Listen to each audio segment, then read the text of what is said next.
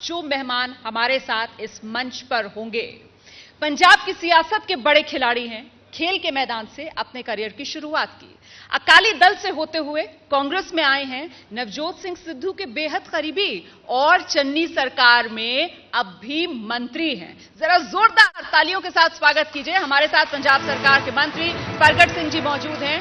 परगट सिंह जी, आपका बहुत स्वागत मंच पर। और परगट सिंह जी के साथ इस सत्र का संचालन करेंगे मेरे वरिष्ठ सहयोगी जगविंदर पटियाल जी। जोरदार तालियां एक बार फिर से।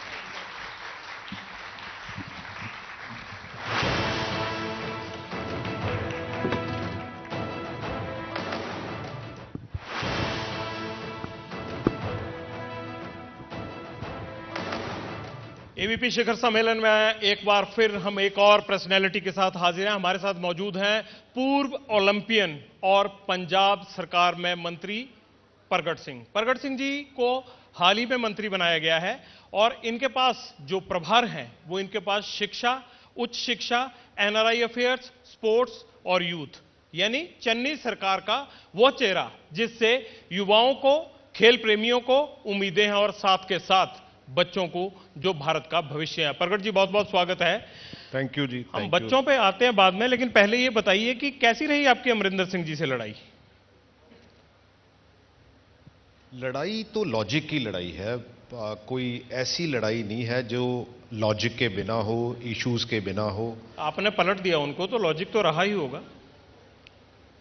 नहीं, देखो जगविंदर जी, अगर 2017 में हम देखें तो हमने बहुत से ऐसे इशू लिए थे जो एक्चुअल पंजाब के इश्यूज हैं, लेकिन अनफॉर्चुनेटली उसमें बहुत से इशू ऐसे हैं जो रिजॉल्व हुए हैं, लेकिन जो मेन इश्यूज हैं जिसके ऊपर पंजाब का दिल धड़कता है और पंजाब आगे जाने में कहीं ना कहीं वो प्रॉब्लमैटिक हैं, तो वो इश्यूज जो है वो अभी तक भी पेंडिंग है। तो आपको क्या लगता है कि अमरिंदर सिंह का दिल उन चीजों के लिए नहीं धड़कता था? नहीं, बड़ी मेरे को जितनी समझ आ रही है, क्योंकि शुरू में आपको याद होगा कि हरजीत सिंह सज्जन जो है वो कनाडा के डिफेंस मिनिस्टर हैं, वो हिंदुस्तान में आए थे। हिंदुस्तान की सरकार ने उनको इनवाइट किया था और उनको तीनों फोर्सेस ने गार्ड ऑफ ऑनर दिया था और दो chief minister, mister Fadnavis from Maharashtra and Khattar साहब जो हमारे हरियाणा के चीफ मिनिस्टर हैं, उनसे मुलाकात करवाई थी। और कैप्टन अमरिंदर सिंह जी ने उनको ऑलमोस्ट खालिस्तानी और उस बैकग्राउंड से कहा था। तो मैंने उनको घर जाके ये कहा कि आजकल आपके अंडर रॉ एंड आईबी आपके अंडर है या गवर्नमेंट ऑफ इंडिया के अंडर है? तो ही सेड कि नहीं, you don't understand all these things. मैं कहा सर, मैं खिलाड़ी भी हूं और पुलिस ऑफिसर भी रहा हूं, और क्योंकि बहुत से लोग शायद ये समझते हैं कि खिलाड़ी इंटेलिजेंट नहीं होते, ऐसी कोई बात नहीं। I do understand all these things which you are talking, क्योंकि जो चीजें नहीं हैं, अगर वो परसेप्शन आपने क्रिएट करनी है तो मैं उससे सहमत नहीं हूं। आपका कहने का मतलब है कि हरजीत सिंह सज्जन को जान के वो बेइज्जत करना चाहते थे, पर उसका क्या मकसद हो सकता है? उसके पॉलिटिकल मायने थे कि 1984 के बाद सिखों ने पहली बार खुल के कांग्रेस को वोट डाला था, क्योंकि हालात ऐसे थे, क्योंकि जो 84 में हुआ वो ठीक नहीं हुआ।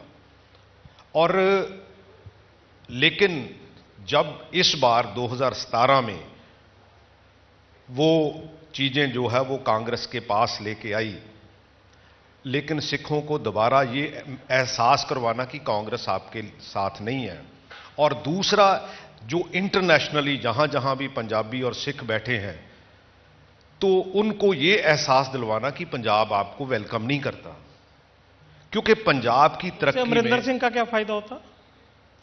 Sir, designed by BJP, executed by Amarinder Singh, supported by Sukhbir Singh Badal, तो ये सारा बेसिकली लाइन है। तो अगर मान लीजिए 2019 में वो ऐसा कर रहे थे तो आप 21 तक चुप क्यों रहे? मैं तो जगविंदर जी, आपको याद है कि आज से 2.5 साल पहले तो ऑफिशियली लड़ रहा हूं, लेकिन ये उस टाइम की बात है जब सरकार को अभी 1 साल भी नहीं हुआ था, क्योंकि बहुत सी चीजें ऐसी होती है। देखो, कैप्टन अमरिंदर सिंह एक अच्छे लीडर, उनके 2 प्लस पॉइंट हैं कि उन्होंने 1984 में रिजाइन किया था और 2005 में वाटर टर्मिनेशन एग्रीमेंट जो है वो कैंसिल किया था। उसी वजह से वो बड़े लीडर बने थे और 2017 में उनके नाम पे ज्यादा वोटें डली थी, कांग्रेस के नाम पे कम डली थी, क्योंकि मेरे को साफ सुथरी बात कहने की आदत है। लेकिन उसके बाद जो डिलीवरी थी, जो थॉट प्रोसेस था, वो जैसा होना चाहिए था। पंजाब, देखो हम पंजाब की बात करते हैं, पंजाब में इसकी कोई गलत बात है, लॉजिकली कोई गलत है तो मैं उसकी बात मानने के लिए तैयार हूं, लेकिन मेरे को कोई लॉजिकली समझा दे कि हां भाई ये बात ठीक नहीं है, तो मैं आई डू अंडरस्टैंड एंड मैं कह दूंगा कि हां भी आप ठीक कर रहे हो। अच्छा, सज्जन साहब को अगर मान लीजिए इन्होंने ह्यूमिलेट करने की कोशिश की तो बीजेपी को क्या फायदा मिला इससे? बीजेपी को यह दिखाना था पॉलिटिकली कि जो सिख हैं वो सिखों के लिए कांग्रेस में जगह नहीं है। ये पॉलिटिकल फायदा बीजेपी पंजाब को का था कि सिख दोबारा, बाहर के सिख की इज्जत नहीं करता। हाँ, क्योंकि वो एक मैसेज देना था। और मैंने ये भी कहा, मैं क्या कैप्टन अमरिंदर सिंह जी, मेरा ख्याल है कि सरदार प्रकाश सिंह से, बादल से भी ज्यादा सिखों में आपकी इज्जत है। आपने ये ऐसा एक काम करके मेरे को लगता है कि इंटरनेशनली आपकी इज्जत कम हुई है। प्रगट जी, एक बात बताइए मुझे, कैप्टन अमरिंदर सिंह को कोस कोस के आप सब लोग, क्या जो कांग्रेस का निकम्मापन रहा है पंजाब में, जो आप लोगों ने इतने बड़े वादे कर दिए कि लोगों को लगता था कि पता नहीं आप पूरी कायनात बदल दोगे, आप कैसे बच सकते हो? अब सबने एक ही राग अलापना शुरू कर दिया कि अमरिंदर सिंह ने ठीक नहीं किया। देखो, मैं ये नहीं कहता कि अमरिंदर सिंह ने ठीक नहीं किया। एक देखो, 2 तरह की डेमोक्रेसी और 2 तरह की पॉलिटिक्स है। एक इंटरनल डेमोक्रेसी है, एक एक्सटर्नल है, कि आपके अंदर क्या क्या हम कर सकते हैं।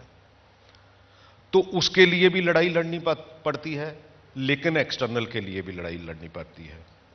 हमने ये बहुत सोच समझकर कि ये इश्यूज हैं। मैंने तो ये भी कहा था, जगविंदर जी आपको याद होगा कि मैंने 2 चिट्ठियां लिखी थी कैप्टन अमरिंदर सिंह जी को। उसके बाद मेरे को उन्होंने बुलाया था। ऑलमोस्ट 45 मिनट्स हमारी मीटिंग हुई थी। मैंने उनको कहा कि ये पांचों के पांचों सेक्रेटरी बुला दो, अगर if they will convince me, मैं यही स्टेटमेंट दूंगा कि हां भी आप, you are doing a good job. लेकिन मैं ये नहीं कहता कि, क्योंकि डेमोक्रेसी में बहुत सी चीजें होती है, बहुत से एमएलएज हैं, बहुत से लोग क्या जुड़े लिखा हुए था हैं। आपने चिट्ठियों में? मैंने तो ये 5 इशू थे। पावर परचेज एग्रीमेंट, कि हां भी इसका आप मेरे को, क्योंकि अगर गवर्नमेंट ऑफ इंडिया की गाइडलाइंस है, अगर मैं उसकी डिटेल में चले जाऊं तो बहुत समय लगेगा, लंबा हो जाएगा। आप ये बताइए 5 कौन से इशू थे और कैप्टन ने क्यों नहीं सुने? बेसिकली ड्रग्स का इशू है। 2.5 साल से, पिछले 2.5 साल से जो एसटीएफ की रिपोर्ट है और उस पे इवन के एटीआर, एक्शन टेकन रिपोर्ट पे फंसे हुए हैं सब लोग। नहीं, फंसे की बात नहीं है। उस रिपोर्ट से क्या पंजाब में ड्रग्स आनी बंद आज हो जाएगी? नहीं, मैं ये नहीं कहता, मैं कहता हूं कि वन ऑफ द इश्यूज है। वो तो पॉलिटिकल हो गया ना आपके लिए? नहीं, पॉलिटिकल नहीं है, बिल्कुल पॉलिटिकल नहीं है। मैं कहता हूं कि बिल्कुल साफ कर दो। अगर कोई भी ऐसा बंदा है जो उसमें इन्वॉल्व नहीं है तो उसको क्लीन चिट देनी चाहिए। क्यों नहीं देनी चाहिए? देखिए, ना ड्रग्स का इशू सॉल्व हुआ, ना बेअदबी का इशू सॉल्व हुआ, ना बिजली की दरें सस्ती हुई। कैबिनेट नई आ गई, फसाद अब भी पुराने हैं। नहीं, बिल्कुल पुराने नहीं है। We are working on that. नहीं, आप लड़ रहे हो अभी? नहीं, कोई ऐसी बात नहीं है। देखो, इस देश में प्रॉब्लम क्या है कि हम इंटरनल डेमोक्रेसी को एस्टेब्लिश नहीं कर रहे हैं। अगर हमें कहने की इजाजत नहीं है, अगर हम ये सोचते हैं कि ये होना चाहिए और लॉजिकली मेरे को कैबिनेट बोले कि हां भाई ये नहीं होना चाहिए, तो नहीं होना चाहिए। इसमें क्या प्रॉब्लम है?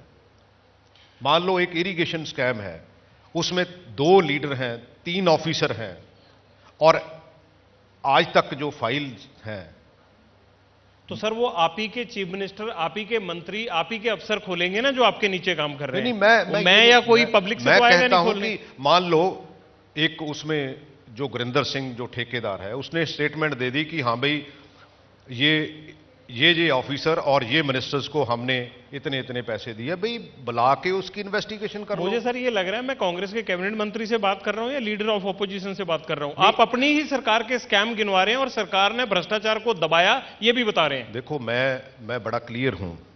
मैं इंटरनल डेमोक्रेसी की बात करता हूं।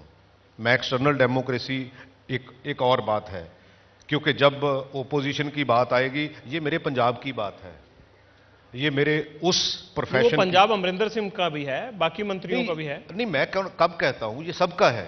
लेकिन अगर वो ठीक है तो वो इश्यूज वो सॉल्व कर दे, उसमें क्या प्रॉब्लम है। अगर मैं कहता हूं, अगर मैं गलत हूंगा तो मैं डेफिनेटली मानूंगा कि हां भाई ये गलत है। परगट जी ये बताइए, आपके डिपार्टमेंट पे आ जाते हैं, अगर पंजाब में पिछले 4 साल में सबसे ज्यादा लाठी किसी ने खाई है, पटियाला से लेकर चंडीगढ़ तक, तो वो टीचर हैं। आप अब कैबिनेट मंत्री बने हैं, शिक्षा और उच्च शिक्षा दोनों ही आपके पास हैं।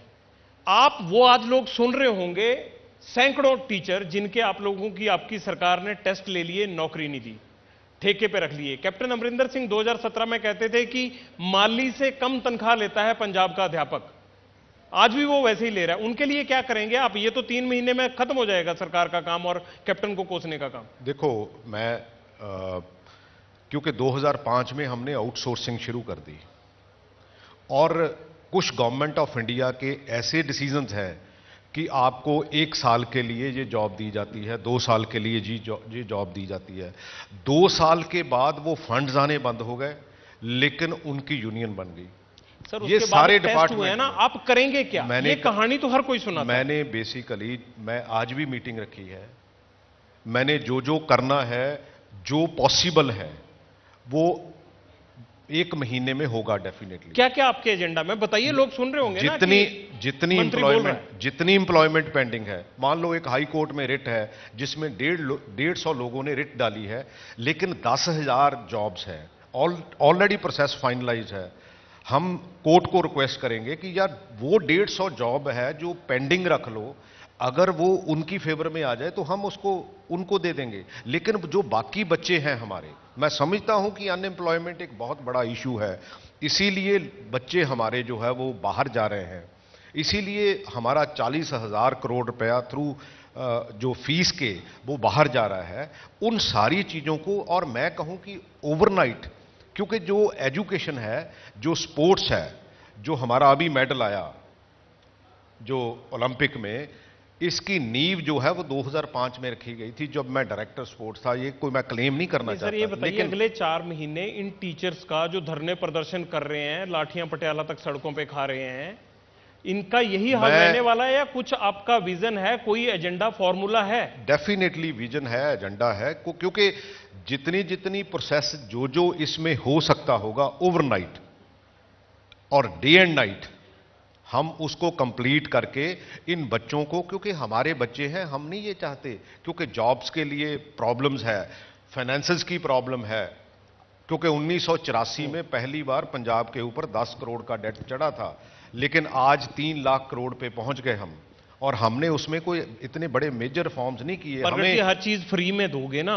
तो वो कर्जा बढ़ता ही जाएगा। सरकारें फ्री में देने की बात करती हैं लोगों को, और रेवेन्यू कहां से आएगा सोचती नहीं। आप एक बात और बताइए, आपने कहा कि करप्शन के केसेस दबाए गए, आज आपके जो 5 मंत्री हटाए गए हैं, किसी पे एलिगेशन लग रहा है कि वो SC स्कॉलरशिप स्कैम का पैसा खा गया, किसी पे एलिगेशन लग रहा है कि उसने JCT लैंड घोटाला कर दिया, किसी पे लग रहा है कि वो मुआवजे की 2-2 बार रकम ले गया सरकार से, अपनी जमीन के मुआवजे की। आप ये बताइए, पहले सिस्टम ठीक नहीं था, इन मंत्रियों के खिलाफ क्या आप लोग कार्रवाई करोगे?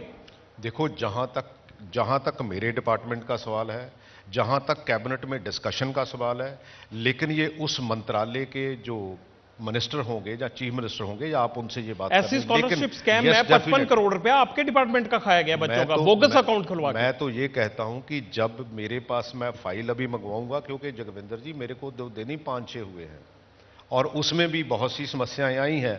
आप ये आगे सवाल मेरे से शायद पूछोगे, लेकिन ये है कि जो बिल्कुल पंजाब की बेहतरी के लिए होगा, पार्टी कोई भी हो। लेकिन अगर भ्रष्टाचार मान लीजिए पिछले मंत्री ने किया या आपकी सरकार के मंत्री ने किया, कार्रवाई, कायदा कानून तो एक ही है ना सबके खिलाफ। मैं कहता हूं कि जो भी होगा, चाहे वो किसी दूसरी पार्टी का हो, किसी को डरना नहीं चाहिए, चाहे वो हमारी अपनी पार्टी का हो। आई एम वेरी फर्म कि हां भाई, उसके ऊपर जो होना चाहिए वो होना चाहिए। प्रगट जी, आपकी सरकार ने यह वादा किया पहले कि हम डिजिटल स्कूल बनाएंगे, हम स्मार्ट स्कूल बनाएंगे। आपने बॉर्डर एरियाज के पंजाब के स्कूलों में जाके देखा, ना वहां टीचर है, ना वहां ब्लैक बोर्ड है, ना अच्छी छत है बच्चों के बैठने के लिए, ग्राउंड में पढ़ते हैं। ये एक चैलेंज है जिसको आप फिर कहते हैं कि शिक्षा के क्षेत्र में हमें अवार्ड मिल गए। आप इस बात से सहमत हैं कि बॉर्डर एरियाज के तमाम स्कूलों में, चाहे पाकिस्तान बॉर्डर के साथ लगते एरिया देख लीजिए, चाहे फिरोजपुर बॉर्डर के साथ लगते, इन तमाम जगह पर अच्छे स्कूल हैं? इसमें प्रॉब्लम है, लेकिन इसमें एडमिनिस्ट्रेटिव प्रॉब्लम्स भी है जगविंदर जी। कुछ ऐसे गांव भी हैं जिसमें एक गांव में 4 स्कूल हैं, स्मार्ट स्कूल है, प्राइमरी स्कूल है, मिडिल स्कूल है और हायर सेकेंडरी स्कूल है। उसको हमें एडमिनिस्ट्रेटिवली डिसीजन लेने की जरूरत है।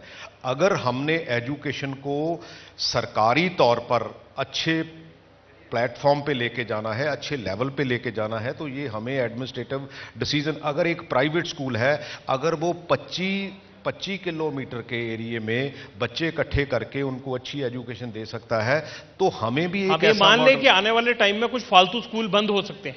नहीं, क्यों नहीं? अगर उनके हम बच्चों को बस में लाके अच्छी शिक्षा दे सकते हैं। क्या हुआ क्या, मैं आपको खटखट कलां की बात बताता हूं। 4 स्कूल है, एक स्कूल में 20 बच्चे हैं, एक स्कूल में 35 बच्चे हैं, एक स्कूल में खोले किसने? सरकार ने खोले। नहीं, मैं तो कहता हूं कि मैं नहीं कहता कि उनकी विजन क्या होगी, बट मैं ये कहता हूं कि उस गांव में एक ही स्कूल होना चाहिए और एक उसमें रेडियस में अगर हम अगर bus service private school provide करा सकते तो हम क्यों नहीं करवा सकते? ये सब चीजें आपको लगता है कि आपके पास 3-4 महीने मुश्किल बचे हैं, ये संभव है? जगविंदर जी, बेसिकली देखो, जितना भी हो सकेगा, और मैं कोई ऐसी प्रॉब्लम नहीं है, 18-20 घंटे काम करने मेरे लिए कोई मुश्किल नहीं है, और जितना जो भी कर सकूंगा डेफिनेटली करूंगा, लेकिन उसको एक रोड मैप पे जरूर ला दूंगा, स्पोर्ट्स को भी और एजुकेशन को भी। प्रगट सिंह की यही खासियत है कि ये जो कुछ बोलते हैं बड़ी साफगोई से बता देते हैं। ऐसा कई बार लगता है कि ये सरकार में है या विपक्ष में है, लेकिन बात पंजाब की करते हैं। शिक्षा मंत्री हैं, बहुत ज्यादा जिम्मेदारियां हैं, बहुत सारे चैलेंजेस हैं इनके आगे, और 4 महीने में क्या करते हैं, हमें ये उम्मीद है कि कम से कम पंजाब के स्कूली बच्चे इनके लिए इसलिए खुश होंगे कि एक ऐसा शख्स आया है जो शायद उनकी बेहतरी के बारे में सोच रहा है, लेकिन जमीन पे अपने इस सपने को ये उतार पाते हैं नहीं। यही इनके लिए, चन्नी सरकार के लिए सबसे बड़ा चैलेंज है। प्रगट जी, बहुत बहुत शुक्रिया।